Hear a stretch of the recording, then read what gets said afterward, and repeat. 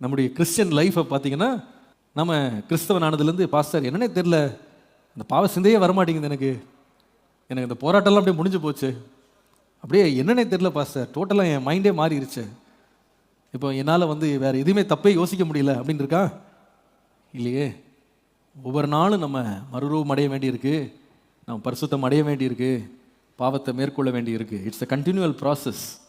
அதனால தான் இயேசு கிறிஸ்துவை நாம் பின்தொடர்ந்து ஓடுகிறவர்களாக இருந்தால் கூட, மேகம் போன்ற திரளான சாட்சிகள் நம்மளை சூழ இருந்தால் கூட, பாரமான யாவையும் நம்மை சுற்றி நெருங்கி இருக்கிற பாவத்தையும் உதறி தள்ளிட்டு விசுவாசத்தை துவக்கிறோம் முடிக்கிறவருமாகி இயேசுவை நோக்கி என்ன பண்ணணும்? நம்முடைய ஓட்டத்தில் நம்ம பொறுமையாக இயேசுவை நோக்கி ஓடணும்னு போட்டிருக்கு. அப்போ இது ஒவ்வொரு நாளும் இந்த போராட்டத்தில் இந்த பாவத்தோடு நம்ம விரும்பாத தீமையோடு நம்ம போராட வேண்டியது அவசியம் என்பதை மறந்து போகக்கூடாது. அப்போஸ்தலனாகிய பவுல் என்கிற மிகப்பெரிய ஒரு ஊழியனுடைய வாழ்க்கையிலே இது இவ்வளோ பெரிய போராட்டமாக இருக்குமானா நம்முடைய வாழ்க்கையில் இருக்கும். நிறைய வேளையில் ஒரு பெரிய ஊழியனாக இருக்கும் பொழுது அவரை வெளியிலேருந்து பார்க்கும்போது நம்ம எப்படி பார்க்குறோன்னா, ஓ அவங்களுக்கு இந்த போராட்டம்லாம் இருக்காது, அவங்க டோட்டல் ஹோலினஸ் தான், அவங்களுக்கு எந்த பிரச்சனையுமே இல்லை, பாவத்தோடு அவங்களுக்கு எந்த போராட்டமுமே இல்லை நம்ம நினைக்கிறோம். பட் ஒரு மனுஷன் மாம்சத்தில் இருக்கிற வரைக்கும் அவனுக்கு என்ன இருக்குது? நோவு இருக்குது, அவனுக்கு போராட்டம் இருக்குது, உபத்திரவம் இருக்குது. நிச்சயமாய் அவன் பாடுபடுறான். ஒவ்வொரு நாளும் தன்னை பரிசுத்தப்படுத்தி கொள்ள வேண்டியது அவசியம். நம்முடைய இரட்சகராகிய இயேசு கிறிஸ்துவை பார்க்கும் பொழுது அவர் நம்மை பார்த்து பரிதபிக்க கூடாத ஒரு பிரதான ஆசாரியர் இல்லை. அவர் நம்மை போல எல்லாவற்றிலும் என்ன பண்ணாராம்? சோதிக்கப்பட்டாருன்னு இயேசுவை பற்றி எழுதியிருக்குமானா அப்போஸ்தலனாகிய பவுல் அதுக்கு விதிவிலக்கு கிடையாது, நாமும் அதுக்கு விதிவிலக்கு கிடையாது. நம்முடைய சரீரத்திலே ஜீவன் இருக்கும் மட்டும் நாமும் எல்லா இடத்துலையும் என்ன பண்ணுவோம்? சோதிக்கப்படுவோம். எல்லா விதமான போராட்டத்தையும் சந்திக்கணும், எல்லா விதமான இச்சைகளையும் நம்ம என்ன பண்ணணும்? போராடி தான் ஆகணும். ஏன்னா என்னன்னா, இந்த பாவம் நம்மை மேற்கொள்ளாமல் நாம் வாழ்வது தான் கிறிஸ்தவ வாழ்க்கை. அனுதினமும் இந்த போராட்டம் இருக்கு. உலக மக்கள் நிறைய பேருக்கு இந்த போராட்டமே இல்லாமல் இருக்காங்களே. நாம தானே ராத்திரி படுக்கும் போது இன்னைக்கு ஏதாவது நான் தப்பு பண்ணியிருக்கேனா, இன்னைக்கு ஏதாவது தவறான வார்த்தை பேசியிருக்கேனா, இன்னைக்கு ஏதாவது தேவனுக்கு பிரியம் இல்லாமல் நான் நடந்திருக்கேனா அப்படிலாம் யோசித்துட்டு ரொம்ப ஆராய்ஞ்சு ஜெபம் பண்ணி ஆண்டவர்கிட்ட நம்ம உப்புரவாகி நான் பரிசுத்தாவினை எங்கேயாவது துக்கப்படுத்தியிருக்கேனா அப்படின்னு கேட்டு நம்ம ஆராய்ஞ்சு படுக்கிறோம். இப்படிதானே? நம்ம ஒரு செய்தி கேட்கும்போது கூட, ஆண்டவரே இந்த வார்த்தையின்படி என் வாழ்க்கை சரியா இருக்கா அப்படின்னு நம்ம ஆராய்ஞ்சு பார்க்குறோம். வசனத்தை படிக்கும்போது கூட, ஆண்டவரே இந்த வசனத்தின்படி என் வாழ்க்கை இருக்கா அப்படின்னு நம்ம ரொம்ப சோதிச்செல்லாம் பார்க்குறோம். ஆனால் உலக மனுஷன் நிறைய பேர் யோசிக்கிறதே இல்லையே. தூங்குற வரைக்கும் கெட்ட வார்த்தை சொல்லி திட்டிகிட்டே தான் தூங்குறான், நிம்மதியாக தூங்குறாங்க, அவனுக்கு எந்த பிரச்சனையுமே இல்லை, அவனுக்கு எல்லா பாவத்தையும் பண்ணிட்டு ரொம்ப நிம்மதியாக தூங்குறான். ஆனால் நம்மளால் என்ன பண்ண முடியல? ஒரு சின்ன தப்பு பண்ணிட்டு கூட என்ன பண்ண முடியல? தூக்கம் வர மாட்டேங்குது. ரொம்ப நேரம் அதை யோசித்து அதுக்காக ஜெபம் பண்ணி ஆண்டவர்கிட்ட நம்ம ஒப்பு கொடுத்து இல்லை நம்ம சீர்பட வேண்டிய ஒரு இருக்குது. அப்போ எதுக்கு இப்படி எதுக்கு நமக்கு மட்டும் இந்த போராட்டம், அவங்களுக்குலாம் ஏன் இந்த போராட்டம் இல்லை? அதனால தான் அந்த அப்போஸ்தலனாகிய பவுல் இந்த நிர்பந்தமான மனுஷன் நான் அப்படின்னோடனே அவர் பாவம் செஞ்சுட்டு எப்படி வெளியே வர தெரியலன்னு போராடிட்டு இருக்காருன்னு நினைக்காதீங்க. அந்த போராட்டத்தை அவர் சொல்லலை. இயேசு கிறிஸ்துவுக்குள்ளே அவர் முற்றிலும் ஜெயம் கொண்டவர் ஆயிட்டாரு. பழைய மனுஷன்லாம் ஒழிஞ்சு போய் புது மனுஷன் ஆயிட்டாரு. ஆனால் இப்போ அவர் என்ன போராட்டம்னு கேட்டிங்கன்னா, பாவத்திற்கு சம்மதியாமல் இருக்காரு பார்த்தீங்களா, அதனால போராட்டம். பாவத்துக்கு சம்மதிச்சிருந்தா போராட்டமே கிடையாது. அவர் மற்றவர்களை போல பாவத்தை தண்ணீரை போல குடிச்சிருந்தா அவர் நிர்பந்தமான மனுஷன் அவர் சொல்ல வேண்டிய அவசியமே இல்லை. ஆனால் என்றைக்கு ஒரு மனுஷன் பாவத்திற்கு எதிர்த்து நிற்கிறானோ, பாவத்தை வேண்டாம்னு சொல்றானோ, அவன் என்ன செய்யறானோ ஒரு ஸ்ட்ரகிள்குள்ளே போறான். அதை அவனை சும்மா விடாது. அது அவனை போட்டு அவனுடைய இருதயத்தை என்ன செய்யுதுன்னா பிழியுது. ஒரு தேவனுடைய பிள்ளை என்றைக்கு கர்த்தருக்குள்ள வர்றானோ, he becomes hyper sensitive to sin. அவன் பாவத்தை அவன் தொட முடியாதபடி ஒரு உணர்வுக்குள்ள வந்துடுறான். பாவத்தை செய்துட்டு சும்மா போயிட முடியாது, ஒரு உணர்வுக்குள்ள வந்துடுறான். அவனுடைய இருதயம் அவனை வாதிக்கிறது. இந்த வாதனை, இந்த பாவத்தை கண்டு அவனுடைய ஆத்துமா, அந்த உயிர் பெற்ற ஆத்துமா பதறுகிற பதற்றம் என்பது ஒவ்வொரு கிறிஸ்தவனுடைய வாழ்க்கையிலையும் நிஜமான ஒரு உண்மை என்பதை மறந்துவிடக்கூடாது. 1 தெசலோனிக்கேயர் 4ஆம் அதிகாரம் 3ஆம் வசனம் முதல் நாம் வாசிக்கும் போது, நீங்கள் பரிசுத்தம் உள்ளவர்களாய் இருக்க வேண்டும் என்பதே தேவனுடைய சித்தமாய் இருக்கிறது. அந்தபடி நீங்கள் வேசி மார்க்கத்துக்கு விலகி இருந்து தேவனை அறியாத அஞ்ஞானிகளைப் போல மோக இச்சைக்குட்படாமல் உங்கள் அவனவன் தன் சரீர பாண்டத்தை பரிசுத்தமாயும் கனமாயும் ஆண்டு கொள்ளும்படி அறிந்து இந்த விஷயத்தில் ஒருவனும் மீறாமலும் தன் சகோதரனை வஞ்சியாமலும் இருக்க வேண்டும் அப்படின்னு சொல்றாரு. அப்போ அவர் சொல்றாரு, தேவசித்தம் அப்படின்றது என்ன? அநேக காரியங்கள் இருக்கு தேவசித்தத்தில். அதில் ஒரு முக்கியமான காரியம் என்னன்னா, நீங்க பரிசுத்தமா இருக்கணும்ன்றது தான் தேவசித்தம். அப்போ இந்த பரிசுத்தமா இருக்க வேண்டும் அப்படின்ற தேவசித்தத்தை நன்மையும் பிரியவுமான தேவ சித்தத்தை நாம் அறிய வேண்டுமானா நமக்கு என்ன தேவை அப்படின்னா, என்ன தேவை? மனம். எல்லாரும் சத்தமா சொல்லுங்க, என்ன என்ன மாறணும்? மனம் என்ன செய்யணும்? அப்போ ஒரு மனுஷனுடைய மனம் என்றைக்கு புதிதாகிறதோ அவன் என்ன செய்வான்னா, தேவனுடைய சித்தம் ஆகிய பரிசுத்தம் என்ன என்பதை அவன் கண்டுபிடிச்சு கொள்வான். மனம் புதிதாகாத ஒரு மனுஷனால அவன் பரிசுத்தத்துக்கும் அசுத்தத்துக்கும் என்ன செய்ய முடியாது? வித்தியாசத்தை காணவே முடியாது. அப்போ இந்த ஸ்ட்ரகிள் நம்முடைய வாழ்க்கையில் தேவனுடைய பரிசுத்தத்தை காத்துக்கொள்ளும்படி, நாம் அசுத்தத்திற்கு விலகி ஓடும்படி, இங்கே வாசிக்கிறது போல தேவனை அறியாத அஞ்ஞானிகளைப் போல மோக இச்சைகளுக்கு உட்படாமல் நாம் இருந்து தேவனுடைய நன்மையும் பிரியமும் பரிபூர்ணமாக சித்தமாகிய பரிசுத்தத்தை நாம் அறிந்து கொள்ளணும்னா நமக்கு என்ன தேவை அப்படின்னு கேட்டால், முதலாவது என்ன புதிதாகணும்? மனம் புதிதாகணும். அப்போ முதலாவது குறிப்பு என்னன்னா, ஏன் நாம் இந்த பரிசுத்தத்திற்காக போராடுகிறோம் அப்படின்னா, முதலாவது because we have a renewed mind. நமக்குள்ளே ஒரு புதிதாக்கப்பட்ட மனதை தேவன் நமக்கு தந்திருக்கிறார். அந்த பழைய மனுஷனை தேவன் நம்மை விட்டு ஒழித்து நம்மை தேவன் புது சிருஷ்டியாக கர்த்தர் நம்மை மாற்றி இருக்கிறார். புது சிருஷ்டின்னு சொன்னா அது எதையும் சேர்ந்ததுன்னா நம்முடைய மனதையும் சேர்ந்தது. இந்த மனதில் ஒரு புது சிருஷ்டியாக நம்ம மாறாமல் தேவனுடைய பரிசுத்தத்தை நம்ம அறிய முடியாது, பரிசுத்தத்துக்காக நம்ம நிற்கவே முடியாது. ஆனால் கர்த்தர் தம்முடைய பரிசுத்த ஆவியினால் என்ன செய்கிறார்னா நம்முடைய மனதை புதிதாக்குகிறார். அதை தான் தீத்து எழுதின நிருபம் 3ஆம் அதிகாரம் 3 முதல் 7 வசனங்களை நீங்கள் வாசிக்கும் போது, ஏனெனில் முற்காலத்திலே நாமும் புத்தியினரும் கீழ்ப்படியாதவர்களும் வழி தப்பி நடக்கிறவர்களும் பலவித இச்சைகளுக்கும் இன்பங்களுக்கும் அடிமைப்பட்டவர்களும் துர்குணத்தோடும் பொறாமையோடும் ஜீவனம் பண்ணுகிறவர்களும் பகைக்கப்படத்தக்கவர்களும் ஒருவரை ஒருவர் பகைக்கிறவர்களுமாய் இருக்கிறோமா? இருந்தோமா? ஆமாம், இருந்தோம்ன்றது நல்லது இல்லை? இருந்தோம், இதெல்லாம் பழைய வாழ்க்கை. ஆனால் இப்போ என்ன செய்திருக்கிறோம்னா, நம்முடைய இரட்சகராகிய தேவனுடைய தயை மனுஷர் மேலுள்ள அன்பும் பிரசன்னமான போது நாம் செய்த நீதியின் கிரியைகளின் நிமித்தம் அவர் நம்மை ரட்சியாமல் தமது இரக்கத்தின்படி மறு ஜென்ம முழுக்கினாலும் பரிசுத்த ஆவியினுடைய புதிதாக்குதலினாலும் நம்ம என்ன செய்தார்? அப்போ இந்த ரட்சித்த வேலையை யார் செய்தார்னா, நம்முடைய இரட்சகராகிய இயேசு கிறிஸ்து நமக்காக செய்தார். அல்லேலூயா. அப்போ இந்த மனம் புதிதாகிறது அப்படின்றத நம்ம இங்கே வாசிக்கிறோம் பார்த்தீங்களா? புதிதாக்குதல் அப்படின்னு வாசிக்கிறோம் பாருங்க. இந்த புதிதாக்குதலை யார் செய்கிறான்னா, நம்முடைய இரட்சகராகிய இயேசு கிறிஸ்துவினால் மாத்திரம்தான் ஒரு மனுஷனுடைய மனம் என்ன செய்ய முடியும்? அவன் இயேசுவினால் ஒரு மனுஷன் புதிதாக்கப்படலை அப்படின்னா, 3ஆம் வசனத்தில் இருக்கிற அவன் புத்தியினரா, கீழ்ப்படியாதவரா, வழி தப்பி நடக்கிறவர்களா, பலவிதமான இச்சைகளுக்கு இன்பங்களுக்கு அடிமைப்பட்டவர்களா, துர்குணத்தோடும் பொறாமையோடும் ஜீவனம் பண்ணுகிறவர்களா, பகைக்கப்படத்தக்கவர்கள், ஒருவரை ஒருவர் பகைக்கிறவர்களா தான் அவங்க பழைய வாழ்க்கையை வாழ்வாங்க. ஒரு மனுஷனுடைய வாழ்க்கை புது வாழ்க்கையா மாறணும்னா கிரியைகளினால் அல்ல.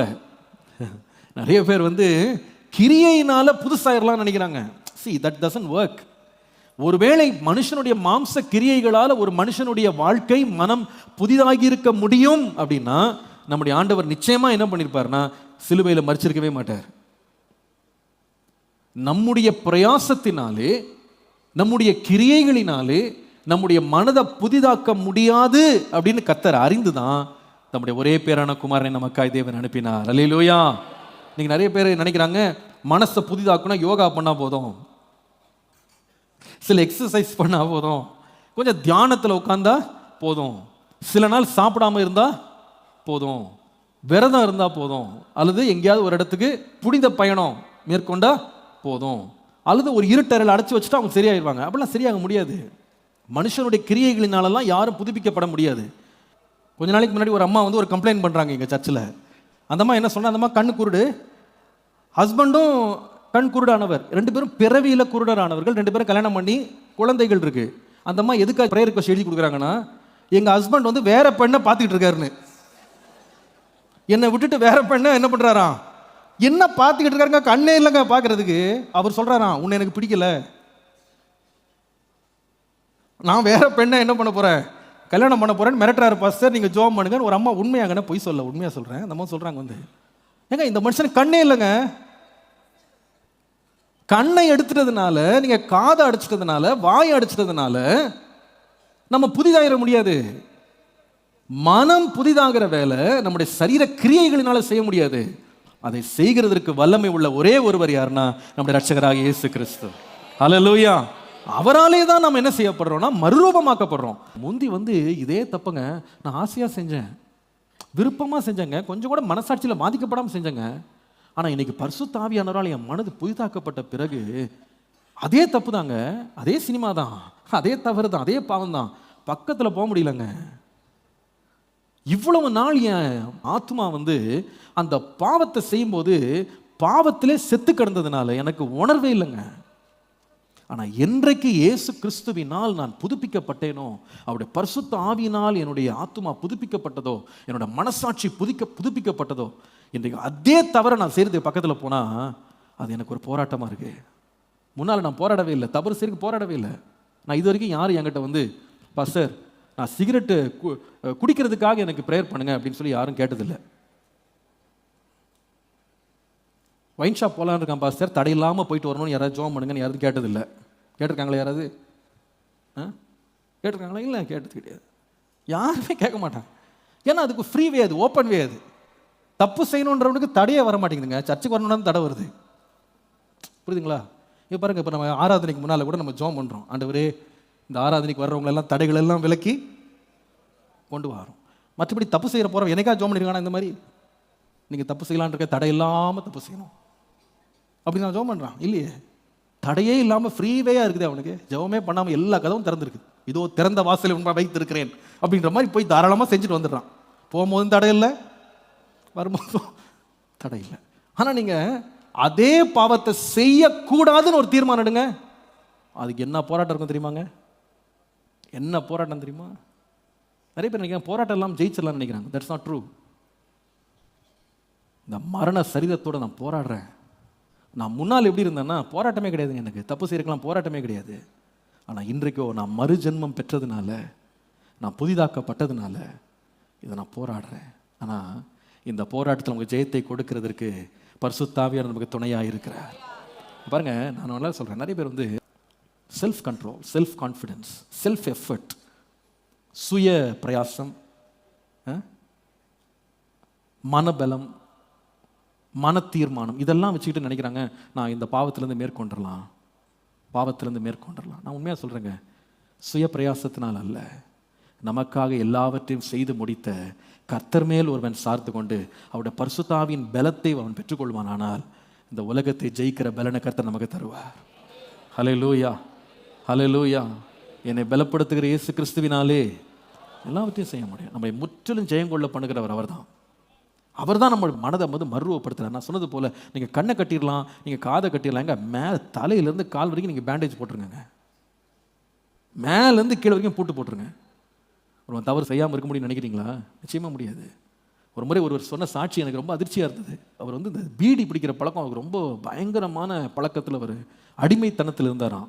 அவர் சொல்கிறாரு, அந்த பீடி பிடிக்க மாட்டேன்னு சொல்லி நான் எத்தனையோ பேர் மேலே சத்தியம் பண்ணிட்டேன், எத்தனையோ பேர், தாய் தகப்பன் எல்லாருமே, பிள்ளைகள் மனைவி எல்லாருமே சத்தியம் பண்ணி 1 வாரம் நல்லா இருப்பேன், 2 வாரம் நல்லா இருப்பேன், அதுக்கப்புறமா திரும்ப அந்த பீடி பழக்கம் எனக்குள்ளே வந்துடும்.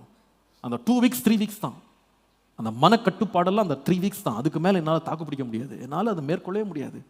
அவர் சொல்கிறாரு, ஒரு முறை அவர் என்ன பண்ணிட்டாராம், கடைசி அட்டம்ப்டாக அவர் நினச்சாராம், என் கையில் காசு இருந்தால் தானே நான் வந்து பீடி குடிக்கிறேன், என் கையில் காசு இல்லைன்னா நான் என்ன பண்ண மாட்டேன், பீடி வாங்க மாட்டேன் அப்படின்னு சொல்லிட்டு ஒரு தீர்மானம், பயங்கரமான மன தீர்மானம் எடுத்துகிட்டு அவர் என்ன பண்ணாராம், அந்த குறிப்பிட்ட மாதத்துலேருந்து தன்னுடைய முழு சம்பளத்தை மனைவிட்ட கொடுத்துட்டாராம். கொடுத்துட்டு சொன்னாராம், நான் கேட்டால் கூட நீ காசு கொடுக்காத, சாப்பாடு சமைச்சு கொடுக்குற அது போதும், அதுக்கு மிஞ்சி நான் கேட்டால் கூட காசு கொடுக்கக்கூடாது, நான் வேலைக்கு சைக்கிளில் போயிடுறேன், நான் கேட்டால் கூட காசு கொடுக்கக்கூடாது. அந்த மனைவி சரிங்க நீங்கள் சொல்கிற மாதிரி நான் செய்கிறேன். அப்போ இவர் வந்து காசு கேட்க மாட்டேன்னு தீர்மானம் பண்ணிட்டாரு, அந்தம்மா காசு கொடுக்க மாட்டேன்னு அந்தம்மா தீர்மானம் பண்ணிட்டாங்க. ஒரு நாள் ராத்திரி இது நடந்து ஒரு வாரம் 2 வாரம் எல்லாம் சரியாக இருந்த மாதிரி தான் இருந்துச்சு.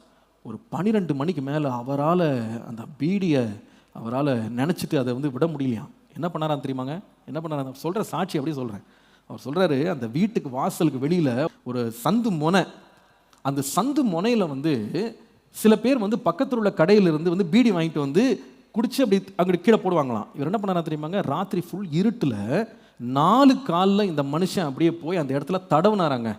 எதுக்கு தடவுனார்னா, விட்டு போன ஒரு பீடி துண்டு கிடைக்குமா.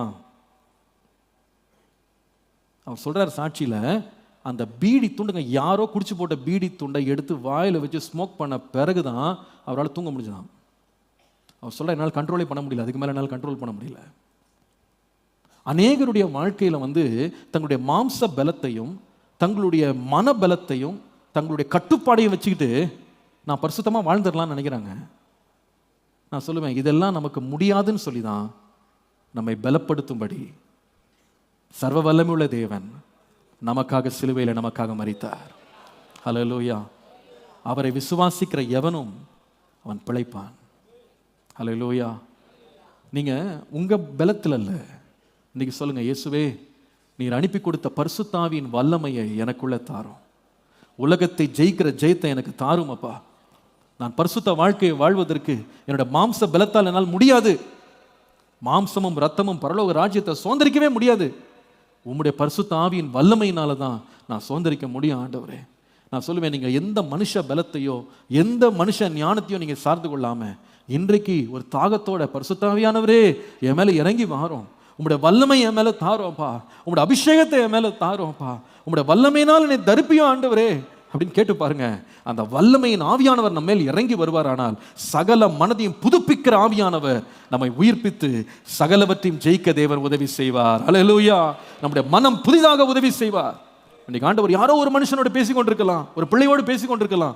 நீ போராடுகிற எந்த பாவமா இருக்கலாம், நீ போராடி கொண்டிருக்கிற எந்த பழக்கமா இருக்கலாம், எவ்வளவு பெரிய அடிமைத்தனமா இருக்கலாம், எவ்வளவு பெரிய இச்சையா இருக்கலாம், உன்னுடைய வாழ்க்கையில விடுதலை வேணுமா, பரிசுத்தம் உன் வாழ்க்கையில போராடி நீ பெற வேண்டுமா, அந்த போராட்டத்தில் உனக்கு பலன் கொடுக்கிற ஒரே ஒரு பலன் பரிசுத்த ஆவியினால் உண்டாகிற உன்னத பலன். அந்த உன்னத பலனால் நான் தரிப்பிக்கப்படணும் ஆண்டவரே, உன்னத பலனால் நான் தரிப்பிக்கப்படணும். Give me the power of the Holy Spirit. அந்த பரிசுத்த ஆவியின் பலனை எனக்கு தாங்கப்பா. அந்த பரிசுத்த ஆவியினால் என்னுடைய இருதயம் புதுப்பிக்கப்பட்டு என் மனம் புதிதாக்கப்பட்டு என் வாழ்க்கை புதிதாக்கப்படுமானால் நான் ஒரு ஜெயங்கொள்ளுகிற மனுஷனாய் நான் மாறுவேன் ஆண்டவரே. நான் ஜெயங்கொள்ளுகிற மனுஷனாய் மாறுவேன். நான் சொல்லுவேன், பலத்தினாலும் அல்ல, பராக்கிரமத்தினாலும் அல்ல, என்னுடைய ஆவியினாலே ஆகும், என்னுடைய ஆவியினாலே ஆகும், என்னுடைய ஆவியினாலே ஆகும். கண்களை மூடி 2 கரங்களை உயர்த்தி சொல்லுங்க, பரிசுத்த ஆவியானவரே என்னை பலப்படுத்தும்பா. சொல்லுங்க, ஒரு வார்த்தை ஆண்டவரை பார்த்து ஜெபிங்க. பரிசுத்த ஆவியானவரே அந்த பரிசுத்த போராட்டத்தில் நான் ஜெயிக்கும்படி என்னை பலப்படுத்த ஆண்டவரே. ஹல்லேலூயா. மாம்சத்தின் கிரியைகளை அழிக்கும்படி இறங்கி வந்த தேவகுமாரனே, உம்முடைய பரிசுத்த ஆவியின் வல்லமை எனக்கு தாருமப்பா. கரங்களை உயர்த்தி ஜெபம் பண்ணுங்க. எல்லாரும் ஜெபிக்க ஆரம்பிங்க, எல்லாரும் ஜெபிக்க ஆரம்பிங்க. ஆவியானவரே நீர் இறங்கி வாரும். எல்லா மாம்சத்தின் கிரியைகளை அழிக்கும்படி வெளிப்பட்ட தேவகுமாரனே, நீர் அனுப்பி தந்த பரிசுத்த ஆவியானவருடைய வல்லமை என் மேல இறங்கட்டும்பா. என் மனதை புதிதாக்கட்டும் ஆண்டவரே. இப்பொழுது உம்முடைய அபிஷேகம் என் மேல இறங்கட்டும். இப்பொழுது ஆவியானோட வல்லமை என் மேல இறங்கட்டும். இன்றைக்கு என்னை அபிஷேகியும், என்னுடைய மனதை புதுப்பியும். Fill me Lord with your Holy Spirit. உம்முடைய பரிசுத்த ஆவியினால என்னை நிரப்பும் ஆண்டவரே. ஹல்லேலூயா, ஹல்லேலூயா. எல்லாரும் ஜெபிக்க ஆரம்பிக்கலாம், எல்லாரும் ஜெபிக்க ஆரம்பிக்கலாம், எல்லாரும் ஜெபிக்க ஆரம்பிக்கலாம். ஆண்டவரே உம்முடைய வல்லமையினாலே, உம்முடைய வல்லமையினாலே என்னை நிரப்பும் ஆண்டவரே. இது மாம்ச பலன் அல்ல, இது மாம்ச பலன் அல்ல. ஹல்லேலூயா. இது மனுஷ ஞானத்தினால் அல்ல, பரிசுத்த ஆவியின் வல்லமையினாலே, பரிசுத்த ஆவியின் வல்லமையினாலே மாம்சத்திற்கு ஏதுவான செய்கைகள் எல்லாம் அழிக்கும்படி ஆவியானவரே என் மேல இறங்கும். ஒவ்வொரு வாலிப பிள்ளையும் கேளு, வாயை திறந்து ஆண்டவரை பார்த்து சொல்லு, ஆண்டவரே இந்த இச்சையோட நான் எவ்வளவு காலம் போராடிட்டு இருப்பேன், எவ்வளவு காலம் நான் விழுந்திருப்பேன், எவ்வளவு காலம் இந்த பாவத்தில் வாழுவேன். இயேசுவே, இயேசுவே நானும் போராடி ஜெயிக்கிறவனாக. ஹல்லேலூயா, ஹல்லேலூயா. எனக்கு அந்த ஆவியின் வல்லமை எனக்கு தாங்கப்பா, எனக்கு ஆவியின் வல்லமையை தாங்கப்பா, எனக்கு ஆவியின் வல்லமையை தாங்கப்பா. ஹல்லேலூயா, ஹல்லேலூயா, ஹல்லேலூயா.